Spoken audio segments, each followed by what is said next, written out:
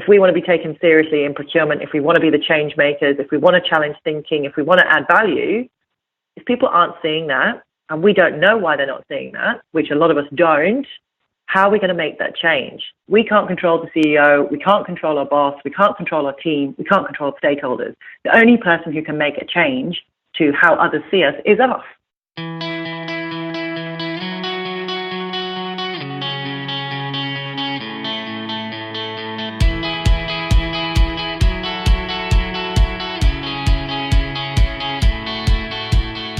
Welcome to the Art of Procurement podcast with your host, Philip Eidson. Here, thought leaders share the trends, strategies, and tactics that you can use to elevate the role of procurement and your career. Hi there, everybody. Thanks for hitting play on this week's Art of Procurement podcast, which is powered by SIG. Before we start this week, I actually received a lot of great feedback on last week's show with Rory Sutherland. It was such an interesting conversation. It was really meant to stimulate our thinking in terms of how others see us from an outside of procurement perspective. And I know from some of the feedback that it did that. Some of it might not have sat comfortably, but I think that it's really important, like I say, just to get some outside views sometimes. So if you haven't had a chance to check out that podcast, I really recommend that you do so. And so on to this week. So we continue our journey into the behavioral side of procurement with a show that focuses a lot on self-awareness, but this time from a guest that's got a lot of experience inside of procurement. So I'm joined by Odelle Brown. Odelle is Managing Director of 8 Consulting.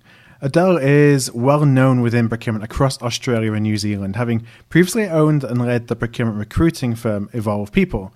Now at 8 Consulting, Odelle is focused on helping her clients cultivate workplaces that enable greater employee engagement and ultimately more impactful teams.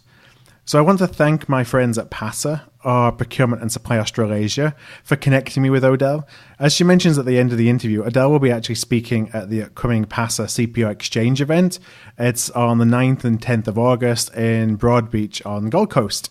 So if you're interested, you're in the area, you want to learn more about that event, you can just check out the PASA website. That'll be at procurementandsupply.com. That's procurementandsupply.com. Okay, so let's go into the conversation. And my first question, as it often is, was to ask Odelle if she found procurement or procurement found her.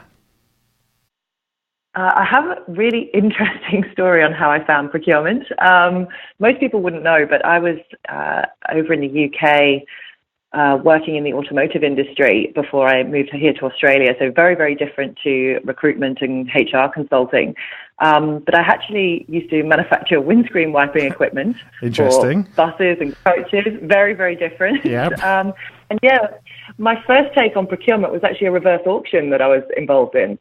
So I kind of knew a little bit about it. And then when I moved here to Australia 15 years ago, I fell into recruitment, I'll be honest.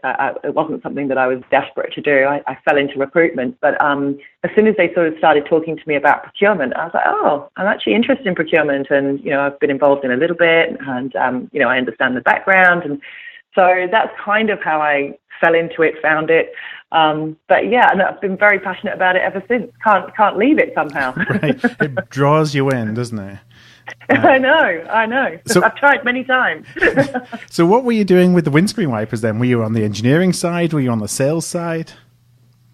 Oh, gosh. So I started in a manufacturing company. I actually went in originally just to, you know, earn some money, and I put the ISO 9001 system in place. So I did all the policies and procedures, which is totally, if anyone knows me, they will know that kind of stuff drives me nuts. Right. But that's how I started. And then I got a real feel for the business and engineering. My dad's an engineer, so I think I'd just grown up with that. And then I worked my way through, you know, the continuous improvement piece into the office, into the sales. And then I kind of started my own little business on the side because I'm a bit of a tomboy. Right. And I started making, believe it or not, nobody knows this story. I started making single wiper conversions for rally cars, but for aftermarket cars.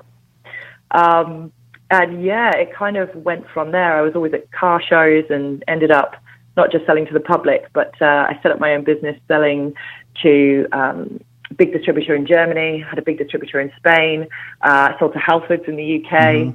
And yeah, that business is actually still going in the UK. So it was a very different start.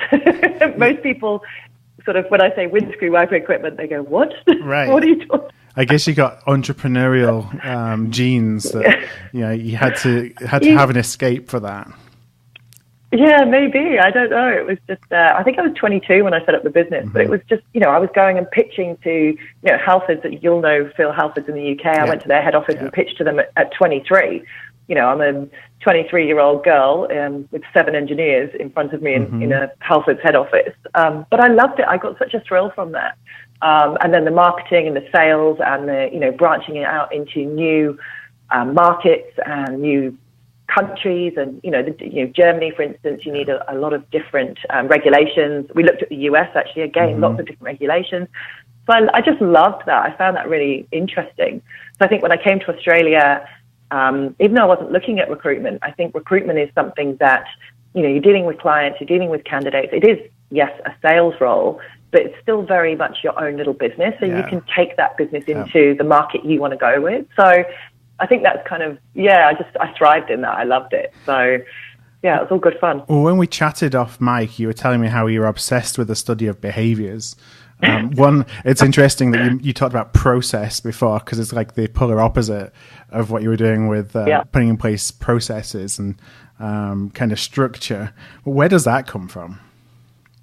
Yeah, I've always been interested. I studied psychology and genetics, and I was always very, very interested in, why people behave the way they do. Probably I wasn't that interested in the workplace to start with, just in general. And that's just, from people you meet, from relationships, from, watching and studying and reading. And, I loved anything to do with, I think we talked about this, anything to do with serial killers, which is yes. a little bit crazy. Yeah, we decided that we probably shouldn't do a show on serial killers yet. But I was always obsessed with, why would someone behave in that way? So I think that part, is it genetic? Is it nature? Is it nurture? All of that I was really, really interested in. And I suppose, me going in and putting policies and procedures in place, I very quickly understood that my behavior was definitely not suited to that role. I could do it, but it really frustrated me, and I needed an outlet. Then, I would have to literally go and talk to people a lot. Otherwise, I would be sat rocking in a corner in an office putting procedures in place. And so I think as I sort of then worked my way through my own career, I realized that certain roles really suited me, certain roles didn't. And then obviously coming into recruitment, I very quickly picked up on, okay, there are certain types of behaviors and certain types of motivators that really aren't going to work in certain scenarios. So the last 15 years in recruitment has been a massive learning curve in all of that, to be honest. So you see a lot of people in procurement. Other behaviors that you see them time and again, and you're just thinking, why are we doing that? Why haven't we learned? Or perhaps, we're not that self-aware, but just things that are kind of things that you see that we could really do with investing in kind of learning different approaches or different ways. Yeah, and this is something I talk about this a lot. And you must remember, I love procurement. I'm passionate about procurement, and I do see some diversity. But you're right, time and time again, I do see the same behaviors. And even though we talk about we want something else, we end up going back to our old ways or ways that things have been done in the past. And it is really frustrating, because I think procurement of the future is so different. We have evolved. And I think, especially here in Australia, in the last 15 years, I've seen a lot of, we've evolved a lot in procurement. But I'm starting to see, and I've started to see the last few years, we've kind of gone backwards a little bit. And that's a real shame. So some of the behaviors I think that I see a lot of, so we're very good in procurement at the whole, we're self-starters, we're independent, we're good at innovation and the whole creative problem solving. Those behaviors are really good. But what you get with that is a lot of creative problem solvers, analytical types of people are the more reflective type of people. So more introspective types of people. So you might have great ideas and, great problems, great solutions, but sometimes we can't articulate those in a way that's effective to the business. Yeah. So I think that effective communication style, how to pitch to a stakeholder, how to pitch to a CEO in a lift. I talk about this all the time, but it's so important to make your language so simple that, a 10-year-old can understand it. It doesn't have to be complicated. And I think sometimes procurement, we do get caught up in the, SLAs and KPIs and procurement language that it's not business language. And we don't need to get caught up in the savings or the cost. It's not about that. And I think a lot of procurement people do see the big picture, but we can't quite articulate it. So I think that type of behavior is something I see a lot of. I do also see a lot of the whole, procurement has, let's be honest, come from a place of process and governance and risk adverse. And I totally understand that. But those behaviors bring with it, I don't really like the word perfectionism, but I think it is a lot of that. A lot of procurement people want to be the expert. They want everything to be perfect. They don't like ambiguous situations. And a lot of those behaviors draw to wanting control of something. So you want control of the process, and it's very hard to let go of it.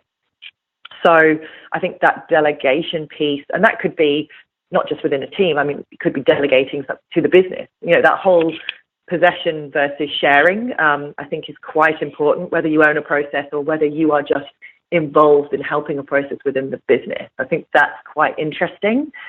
And I see that, I don't see a huge amount of ego, I suppose. Ego I usually see in a lot of salespeople. Mm-hmm. But I do see that ego piece sometimes in procurement, and it's within that control piece.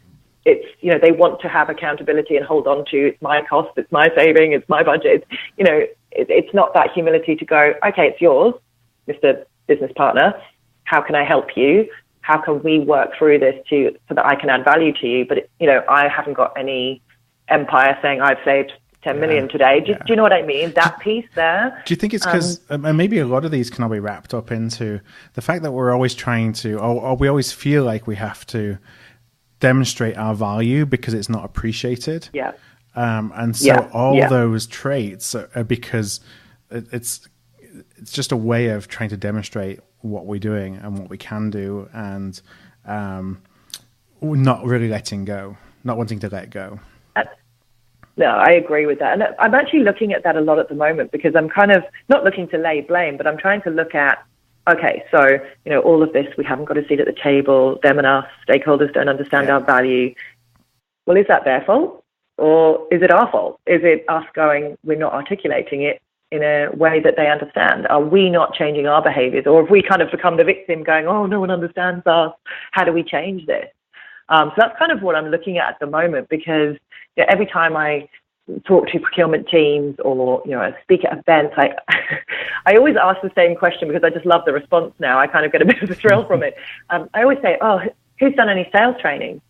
And everyone just looks at me as if I've sworn at them. And, a couple of people might raise their hand, but hardly anybody, because, sales is a dirty word and we're not salespeople. But procurement is sales. It is influencing. And I think that's something that we really need to work on. We need to work on pitches. We need to work on language. We need to work on effective communication. We need to work on listening to understand pain points rather than, okay, so here's a category, you want to make some savings on it. Well, that actually might not be anything to do with what the stakeholder really needs. They might have completely different pains. So it's that empathy and EQ or self-awareness, whatever you want to call that sort of X factor piece. It's that piece that I think we need to work on. Now, I feel like we've been talking about that for a long time within procurement. We certainly have on the show. It's something that, because it's something I passionately believe in as well. And then I feel, am I getting cliche in talking about those things? But I still feel it's an area that we lag, and I wonder, is that because it's so much harder? Is it our natural personalities often don't lend ourselves to those traits, or at least they don't at scale? There's individuals within our groups that do, but it's really hard to teach that at scale and to drive that in teams at scale. I wonder how you've seen, one, I guess, just your perspective on whether you think that is because it's very difficult to teach those kind of skills, or if there's any other kind of feelings that you have why that exists, why that's still an issue for us. Yeah, no, I do think we've been talking about it for a very long time, but I think it is an issue that's still there. And I think it's actually getting worse. And the reason I think it's getting worse is because the business world is moving faster. It's more agile. There's, global. There's so many more things happening. We need to take on digital. We need to take on. There's so many other things to think about now that we need to adapt. We're not adapting and evolving quickly enough. It's not just procurement. I'll be honest. Since I've come out of the recruitment space and dealing more just in this behavioural space, I'm dealing with lots of other types of teams as well. So we see it a lot in, finance, engineering, IT. Everyone's having similar problems. So I don't think it is just us, which is why I kind of hate the whole, don't be the victim procurement. This is everybody, and we can change it. We are change managers. That's what procurement is, and we can do it. Can it be taught? So I think behaviors change, right? We can all change our behaviors. What you can't change is what really motivates someone and what really drives someone. So what I'm seeing now, and I know we talked about this off mic as well, I've got this assessment tool, and there's many of them out there, but what I love about this tool is that you can really start to understand, okay, well, this person can change their behaviors, and they can be whatever you want them to be on a daily basis. They can do it for a week, they can do it for 2 weeks. If they do it for 2, 3, 4 years, you're really probably going to burn them out because they're having to use a lot of energy to change behaviors for something that doesn't really motivate them. So I'm not saying that, you have to have a certain profile. It's not the be-all and end-all of everything. But if you did have a profile that lends itself to the motivators and drivers that you're looking for in that role, whether it be, a procurement CPO or the category manager, whatever it may be, it just makes life a bit easier. You don't need as much energy because you're already motivated by those things. So if I'm motivated by people and relationships and talking and, consensus and, I'm a persuasive type of person, it's going to be a lot easier for me to articulate things. If I'm not that person, it's harder. It doesn't mean I can't do it. It just means it's more, it takes more energy. And I have to be really aware. And I think we talk about being aware. I'm not sure if we're really aware. And I think that can be quite, not confronting, that's probably too strong a word, but I think, it's quite easy to sit back and go, oh, well, it's everyone else. Sometimes we have to look at it and go, well, actually, we can only change ourselves. We can only control ourselves. So we can't control the stakeholder. We can't control the supplier. We can't control the CEO. We can only control us. So we're going to have to do something about it for this to change. I want to come back to self-awareness. There was something you just said before then that I wanted to touch on. You were talking about, as you do assessments and you look at individuals and their propensity to change or their ability to change and to, learn more behaviors or to take different perspectives. Are there certain characteristics that you look for in people that suggest that that you'd have more success in helping them change if that's what you wanted to do or what you wanted to help that person do? Yeah. One of the, and I won't get too technical into the tool itself here, but one of the behaviors, one of the factors that we actually look at is very much related to change. And some people absolutely hate change. And it's, even to the point of activity-based working, having to change desks every day. I mean, down to the real bare bones. That is frustrating. It doesn't feel good in their stomach. It doesn't feel great in their gut. So those people will be slower to change. It doesn't mean that they can't change. It just means they will be slower to change. And they need to have a real motivation and understanding of why. So I think what we're doing a lot at the moment is we're saying, oh, you have to be this and you have to be that. And that's fine, and someone will do it. But if they haven't got a real understanding of why or the motivation, then it takes so much energy. Why? Why would they do it? And why would they do that for the next however long? So yes, there is a certain type of factor of behavior. But this tool that I use also measures, it doesn't measure, it's called morale, but it doesn't mean morale as in, yes, I love my job. It kind of measures capacity.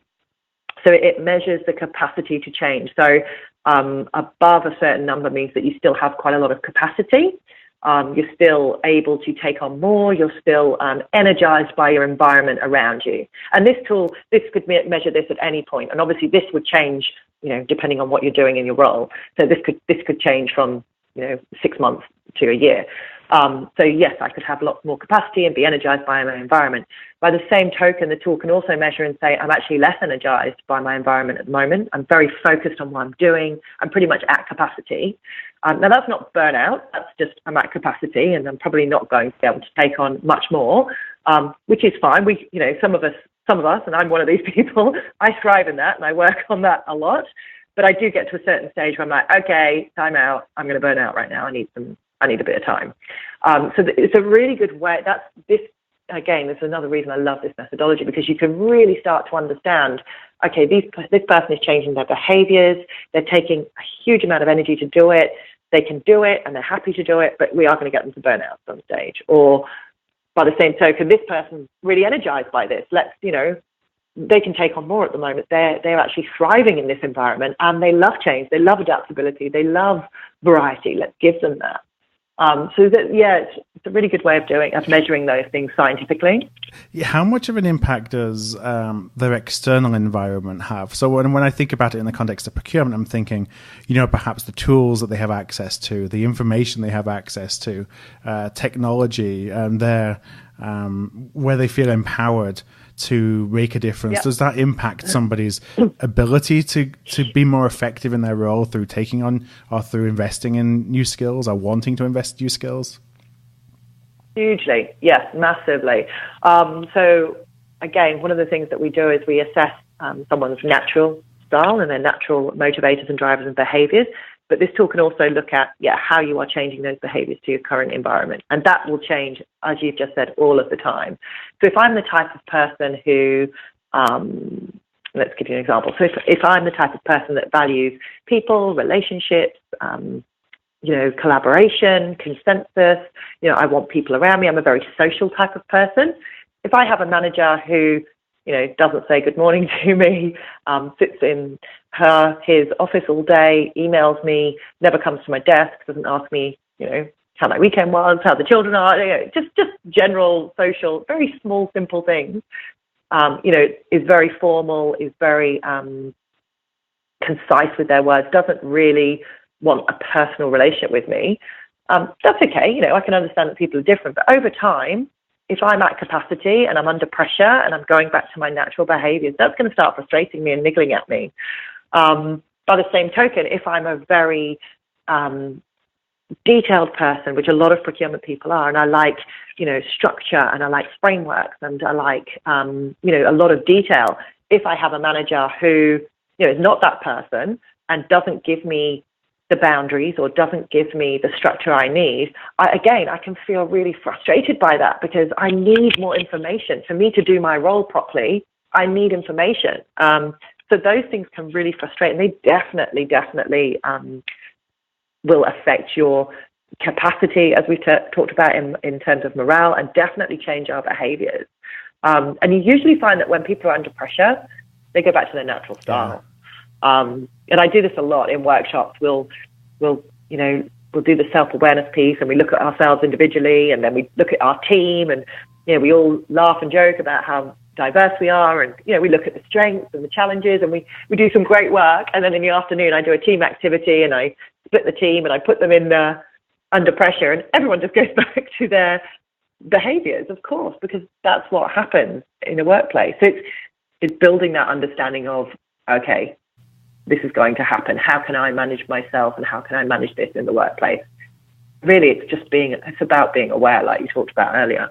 Yeah, I feel that maybe this is self-awareness at an organizational level, and I've talked about this in a couple of recent shows as well, which is probably why it's at the front of my mind, where we have transformation programs, or we look at individuals and think that perhaps they're underperforming, or perhaps a group is underperforming. And the reason for that is that the individuals with the group aren't doing what we expect of them. They're not doing their job for whatever reason. When the reality is, if you peel that back a bit, they may not actually have the environment and the platform to do their best work. They may not be motivated to do their best work. Yeah. It's about investing in them. Exactly. And we don't think about that enough, in my experience or perspective. We don't think about that. We think more about, okay, how can I bring some new people in who are going to do a better job?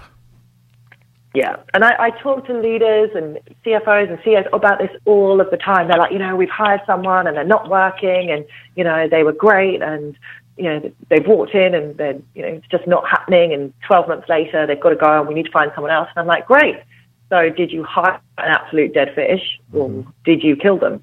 Yeah. Because realistically, I'm sure you hired someone great. So what have you done that didn't set this person up for success? Because what I find is, the people in your organization are your biggest asset. But the problem we've got is the untapped capacity of those people is also your biggest cost. So if you don't understand that untapped capacity, then you're never going to set them up for success. So completely, I think that's a much broader business issue. And I talk about that daily. I bang on to a lot of people about it. I'm not sure they're listening. I feel there's so much more we could do organizationally before we even get to the individuals about our own self-awareness, like our role within the company. How is our role within the company perceived? And oftentimes it's because we don't necessarily want to know the answer. And it's easier as an outsider, for me, and I've done this with clients before, it's easier to go in and talk to folks outside of the procurement function and get the real lowdown on how that procurement function is seen within the rest of the business. But people often don't want to hear it because they're vulnerable, understandably, to the results that come out. Yeah.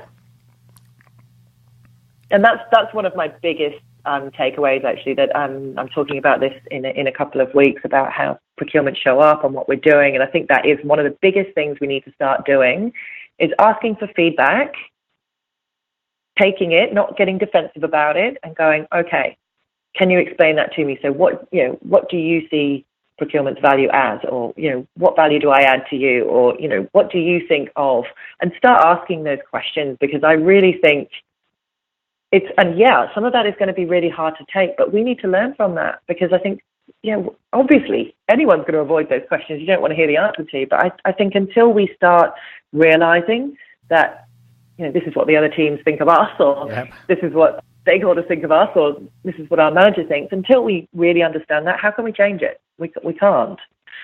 I totally agree with that. Yeah, and I find going to those who you think are going to have the kind of the worst feedback is often the best place to start, because that's as bad as it's going to get. But also encouraging them to be involved in the process can turn them into advocates.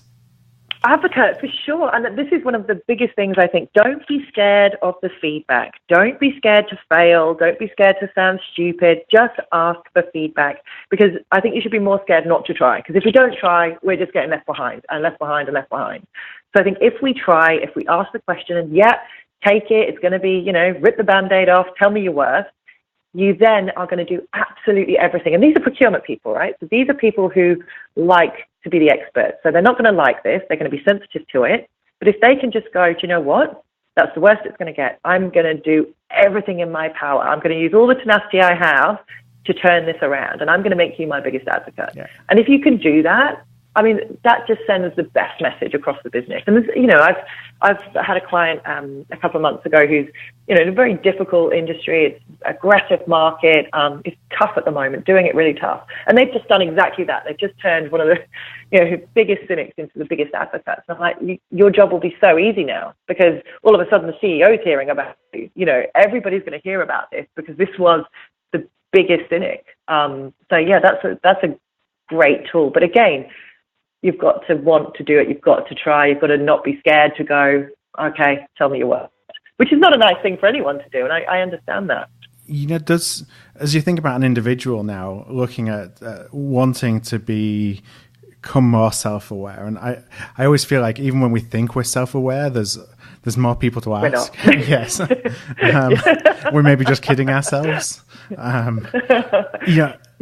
Are there more things we can do other than asking for feedback, as an individual? Yeah. Are there other places we can go to help us build up a picture of what's going on around us?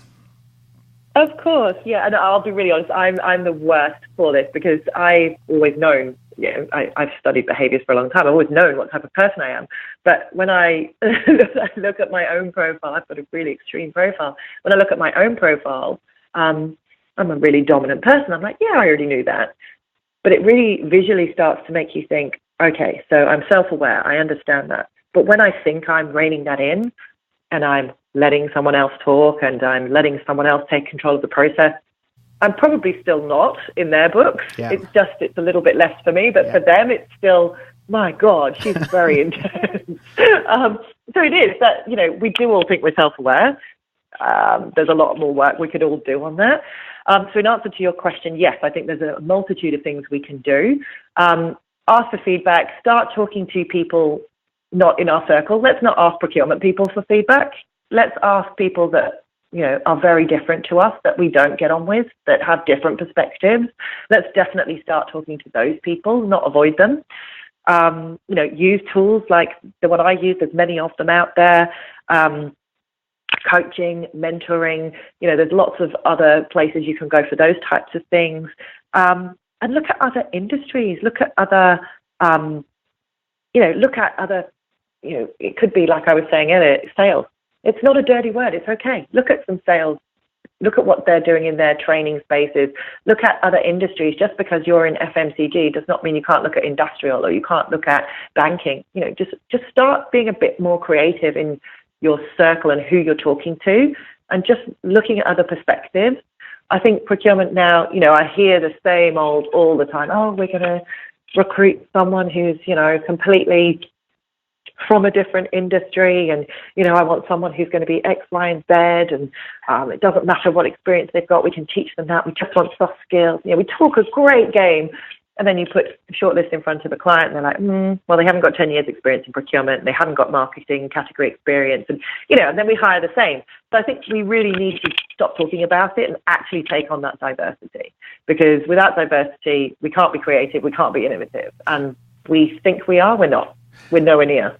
Yeah, how have you? So it's an interesting one, and there's a couple of questions I could ask off that, and I'm wanting not to be too glib in the question, because we do talk about bringing in different capabilities, different diverse backgrounds, and then, as you say, our job specs, we ask for the same thing. It's like every single job spec in procurement has been written by the same person, and a few words have just been changed, and so we get the same thing all the time.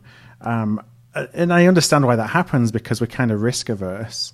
How have you seen procurement leaders be successful in integrating a different kind of person into their group and doing it successfully when they've actually tried? Yeah, and I've seen both. I've seen it be successful, and I've seen it not be successful. And I'll be honest, I think a lot at the moment, the difficulty is we just don't have time. So the whole thought of, like you said, yes, we're risk adverse. Do we take a risk on someone who doesn't have this experience? And then we've got to teach them, the actual process side or the technical side. And we don't have time. Leaders don't have time. They don't have the resources to hold someone's hand for a while. And I think that has been a major issue.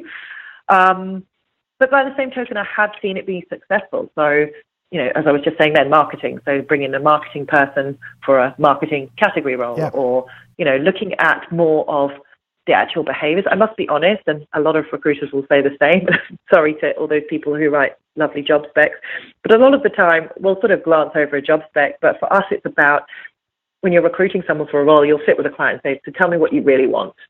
Because a job spec is not going to tell me what you really want. Tell me what you really want. And I sort of took this a step further within my business. And this is when I got involved in the predictive index tool, because I actually bought a license for that tool for the company and started utilizing that in the recruitment process. Because instead of just profiling an individual and a person, what you can do with the predictive index is you can profile a role. So you kind of get a behavioral job description, as if you will. And I did this a lot, probably end of last year. I had two big clients who, both of them similar situations, had been looking for senior roles for 6 months or so. One had literally done everything known to man and had got pretty much not a huge response at all, and hardly interviewed anyone, which was a surprise. The other one had interviewed probably everyone known to man and just not finding what they're looking for. Yep. And I went through this process with both of them and went, right, okay, let's do a behavioral job description for what you're looking for. And I didn't just make the managers do it. I made the manager do it. I made some stakeholders do it. And I made HR do it. I made the one-up manager in one of the instances do it. And just getting together and having a conversation of, here are all the job behavioral profiles that you have put, that you said that you want for this role. That was so powerful to have in a room and go, well, here's a problem because none of you are aligned on what you actually want to start with. So that piece was a really good way of, okay, let's really profile the behaviors of what you're really looking for. And yes, don't get me wrong, we're not going to put a CPO in place who's got no procurement experience, doesn't even know how to spell the word. I understand that. But at least if you're getting some of the attributes that you're looking for, some of those motivators that we talked about earlier. So if you want a go-getter who's going to go and shake things up and change things because everybody's in a transformation project. I hate the word transformation at the moment. I'm so over it. It's become like strategic.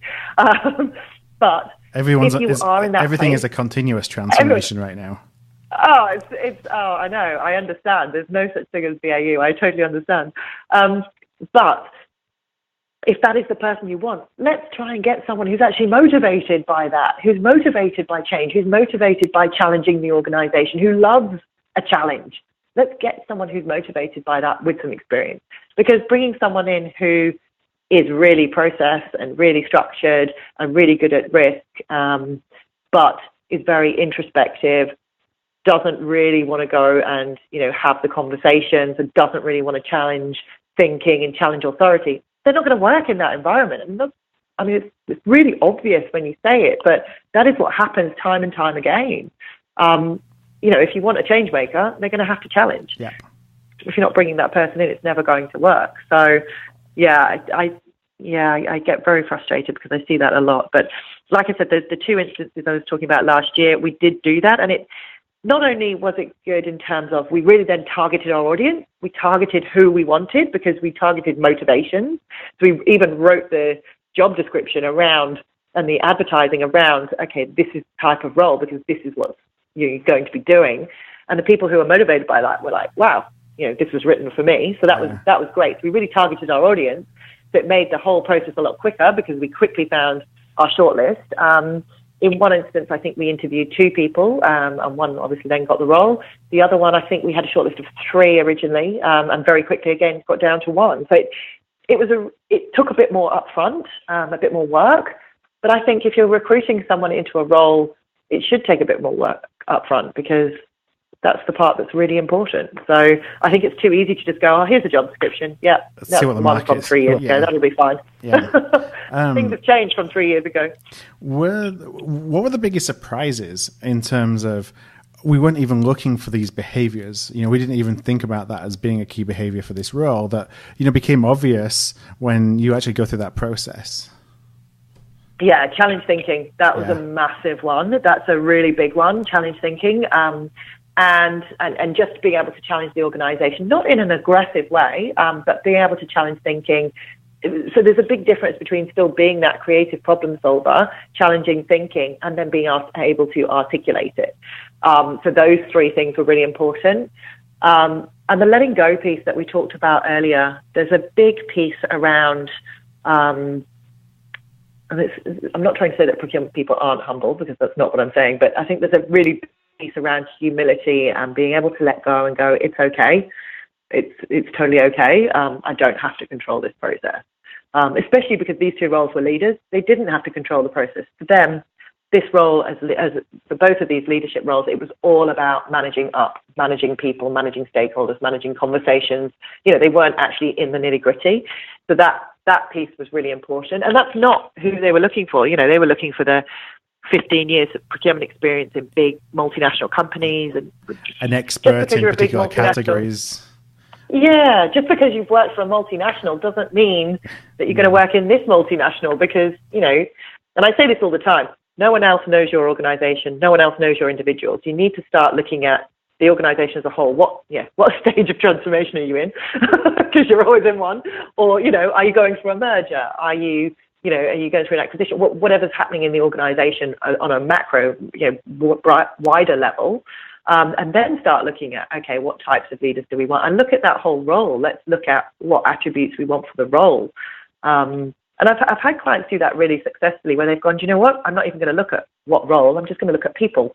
Let's start talking about what these people have done. This is a whole other level, but at Atlassian and Amazon, they do this so well. Their whole recruitment process, they don't even talk about technical skills. They don't talk about experience, where you've been, what companies you've worked at. They're more interested in your personal life. what have you been doing? You've just kayaked to New Zealand. You've just, all of these types of things. It's life experience that they're interested in. And then they start going, oh, you could fit really well in so-and-so team. And, I'm not sure about what role yet, but this could be potentially where you would fit into our organization. So it's much more about those kinds of things, which I know is very extreme, but it's really it's worth thinking about, because we're so at the other end of the spectrum. It's kind of thinking about, we talk about procurement shouldn't be a one-size-fits-all.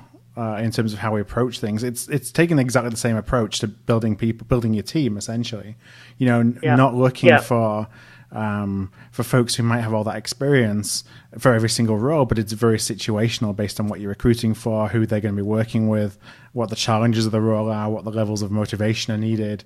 Whether you need to drive and impose yourself, or whether you have somebody who already wants to come and work with you. And I think being a little bit more, again, that self-awareness of what are you actually hiring for versus I just need a good procurement person. Yeah. And sometimes I think it's actually better not to have a procurement person, because they've got, things, there's an embedded thoughts and embedded processes and embedded probably negativity around things that you don't want them to have. If you've just got a commercial, let's even go there. Let's get a salesperson, who's come from a completely other side of the field, who's going to go, oh, well, actually, we don't see procurement as doing that. You can actually add a lot of value, but when you're articulating this to us, this is what we're interested in. We're not interested in saving costs. This is what we're interested in. And it not having that negativity, I think there's a lot of, we talked about it earlier, being the victim and, seeing things in the past that have happened and trying not to bring that into perspective moving forward. Can we do it? Can we talk about the England football team? It's the same. England had never been through penalties. Let's do it. We're both English. Let's do it. Yep. But that young team had probably never had that negativity that we all have going, oh my God. Yeah, they didn't have the fear and they did it. Yeah. So, I knew I could bring that up, Phil. It's just a shame that we're recording this after we got knocked out. So there's no hope that's still in our voices of future games to come. You mentioned a lot about motivators, and is that simply just a matter of understanding what motivators you're looking for? And I'm thinking about in terms of how do you understand what motivates somebody? Is it a relatively straightforward exercise, or is it a bit more nuanced than that? No, it's really nuanced, but I think we talk a lot about behaviors, and we think we're hiring for behaviors. We can all change behaviors, but certain people will behave in certain ways because of how they're motivated. But that's the part that for me is really, really important. It's no good just saying, oh, yes, I'm a red, I'm a green, I'm in this square, I'm in that square. That means nothing. It's what I do with that. And it's, okay, yes, these are my natural behaviors, but let's understand why I behave in that way. Because if we understand that, then we can play to those strengths and go, oh, Odelle, you will fit better into this role or this team, because that's what motivates you. So what kind of questions would you ask? Is it just why, continue asking why to understand people as people dig deeper into their experiences, or are there some very specific questions that you typically ask to go deeper into somebody's motivation? Yeah, and I found this when I was recruiting. What I did is I used a tool that I've got. So we did a behavioral assessment of a person, which then looked at motivators. I also did a cognitive assessment, which was not about how smart someone is, but it was about how quickly someone can adapt or how quickly someone can pick up information. So sort of on the job, if they've gone into a new role. So say we'd hired that non-procurement person, but they had the motivators and the drivers that we wanted and the attributes, and they were also going to pick up the role quickly. That's sort of how I use the tool. And what they're saying is with this tool now, it's validated in the workplace. So if you look at a behavioral assessment, if you look at a cognitive assessment, and then do a structured interview where you do dig deeper into those questions, you've got a 58% more predictability of how they will behave in the role. Yeah. So for me, that was an absolute no-brainer. I was like, great. Me sitting in front of you and asking you questions is great. But if I've already got your behavioral assessment and I've already got your cognitive assessment, I can then really dig deep into, okay, Phil, so I know you're, I don't know, I'm making this up, very risk adverse, and you like governance, and you like structure, and you like this. Tell me how you deal in an ambiguous situation. Give me an example of this. Give me an example of, did that frustrate you? You can really sort of then start digging, and the person's kind of looking at you going, yeah, you really know what annoys me. How do you know this? Yeah, this isn't fair. It's good. Yeah, Yeah. But it's good, and that's what you need to be able to ask. So, it makes the context of the conversation a bit richer. So I think that then is how you dig deeper into those kinds of questions. And the question depends on the role and depends on the person and their own attributes, obviously. So how do you create a safe space then, that where somebody feels comfortable answering and that there isn't necessarily a right and a wrong answer? You're just trying to understand motivators and behaviors. Yeah, I talk a lot about this, psychological safety. I've done a lot of research. I don't know if anybody's ever read about Ray Dalio and the work that he's done, but he's got psychological safety down pat. It's absolutely amazing. It's difficult because obviously certain behaviors and certain types of people will share information quicker. Others won't. So I think it's about understanding why you're asking the question. So you need to do a lot of the why and the context around it first. And usually when you're asking these questions, it's for a recruitment of a role. So if they're trying to get a role, so obviously there's a motivation because they want the role. Or it could be coaching. It could be coaching because, we see a blind spot and we would like to help you get to the next level. And this is where we see your development is. So from that development piece, I think there's a way of framing it. There's got to be a reason. You can't just go in and say, you've got a blind spot. Right. Okay, let's deal with it. But there may be fear associated with it.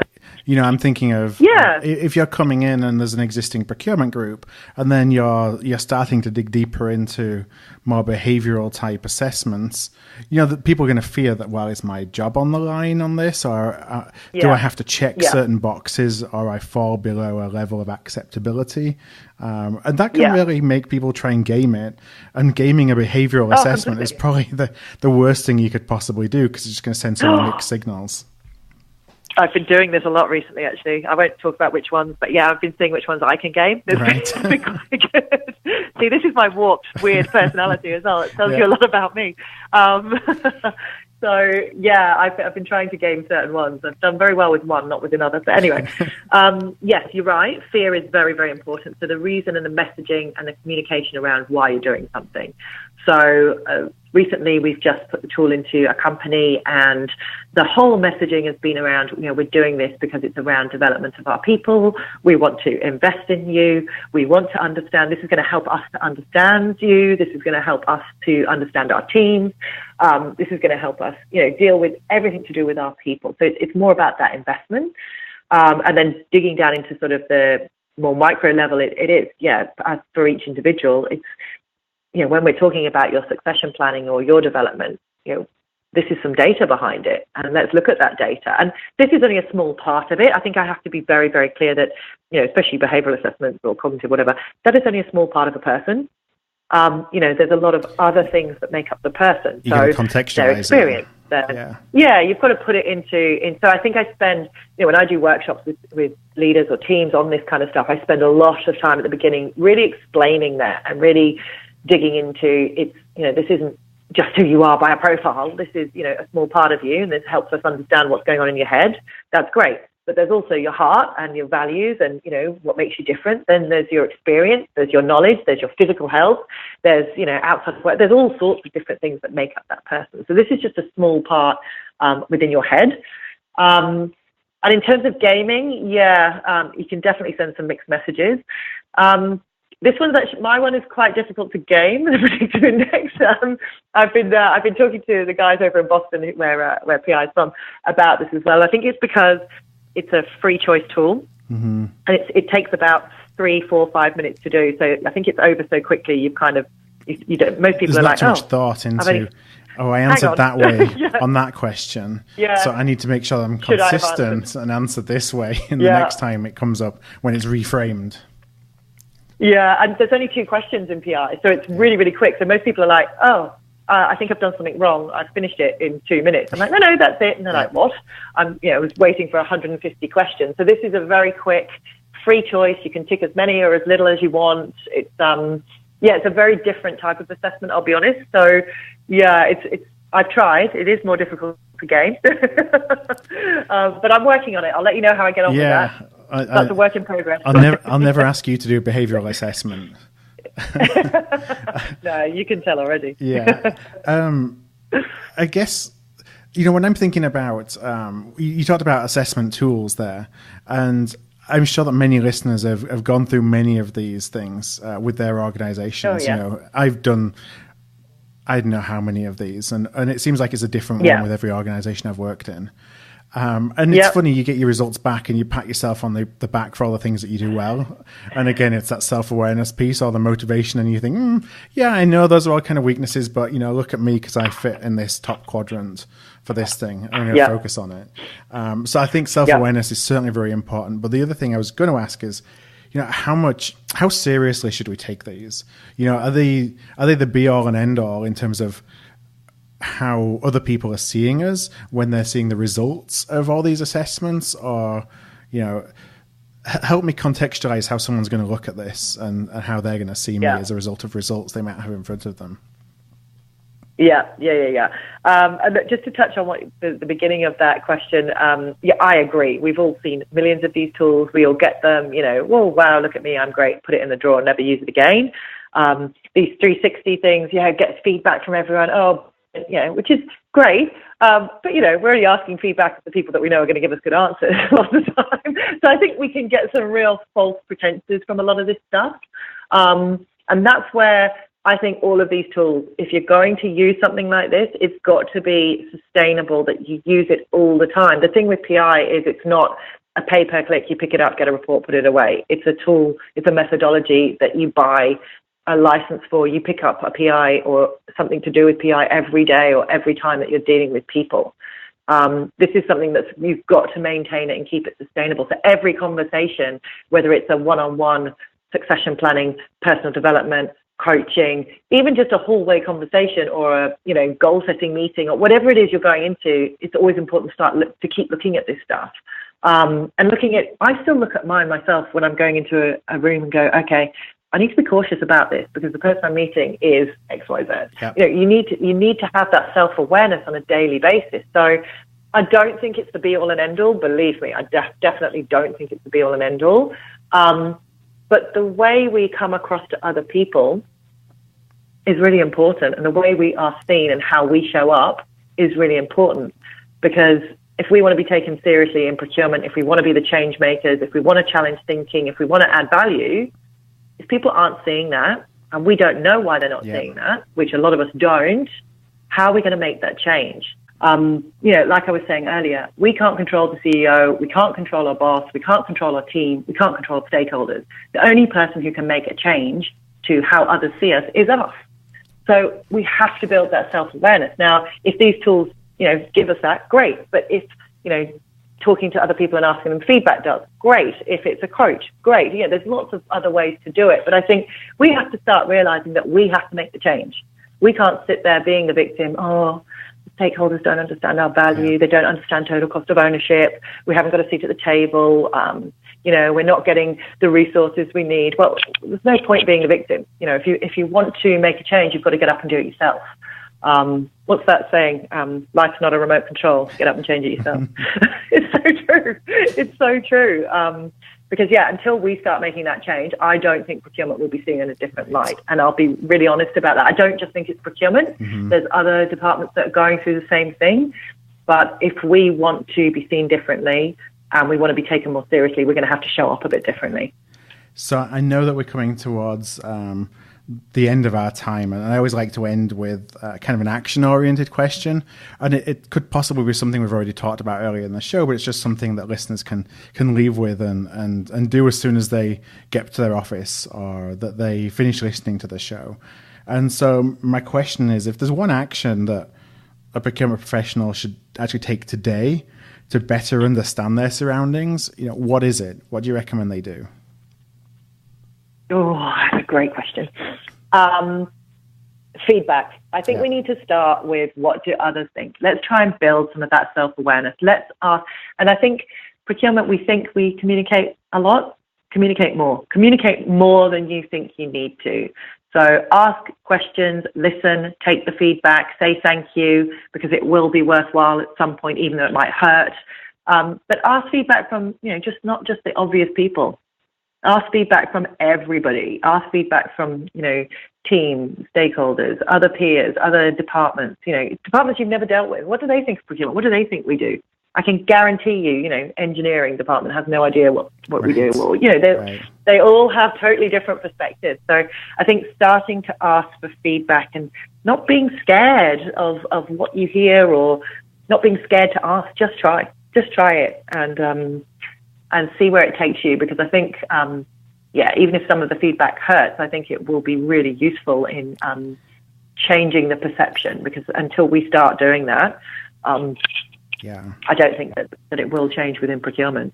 Yeah, it puts you on the right path. At least you know. Yeah, for sure. At least you know what you got to change. At least you know the perceptions you have to change. Yeah, and I think a lot of the time we're not, we're asking questions and we're listening, but we're not listening to understand. So sometimes we're not actually understanding the real pain point. Mm-hmm. We've heard, like I said, savings or whatever it may be, but sometimes there's more to it. Ask more questions. Ask for more feedback. Just keep asking and listening and listening and listening, because I don't think we always get it. And even if we do, we then can't articulate. So it's kind of like, just keep asking and asking and asking until we've got that feedback. And then you can start going, okay, well, no wonder our message isn't getting across, because they think this of us, or, they believe that this is our role, whereas we believe this is our role. If there's a complete misalignment, of course that's not going to work.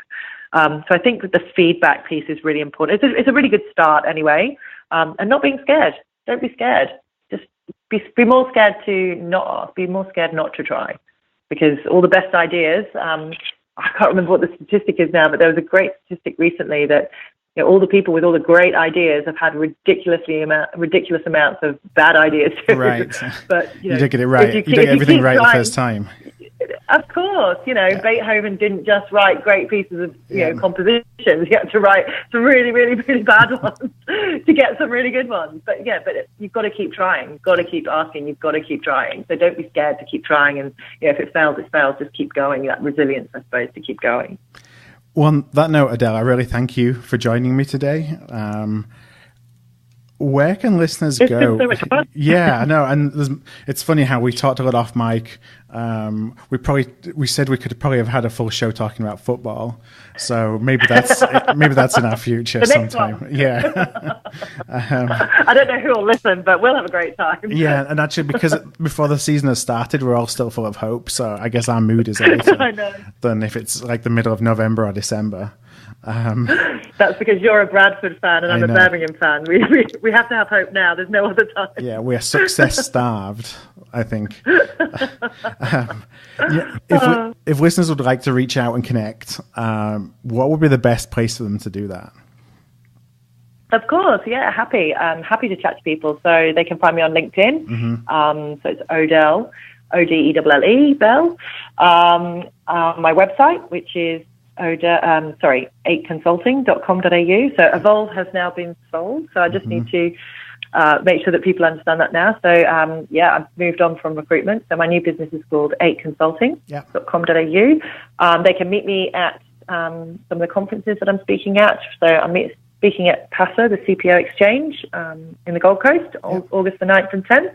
So please feel free to come and chat and say hello. I love talking about all sorts of things, so happy to chat. Great. Well, thank you. And I'm going to put all the links to your site, to your LinkedIn profile, and also to the PASA CPO Exchange event. I'm going to put those in the show notes. Those are going to be at artofprocurement.com/8consulting.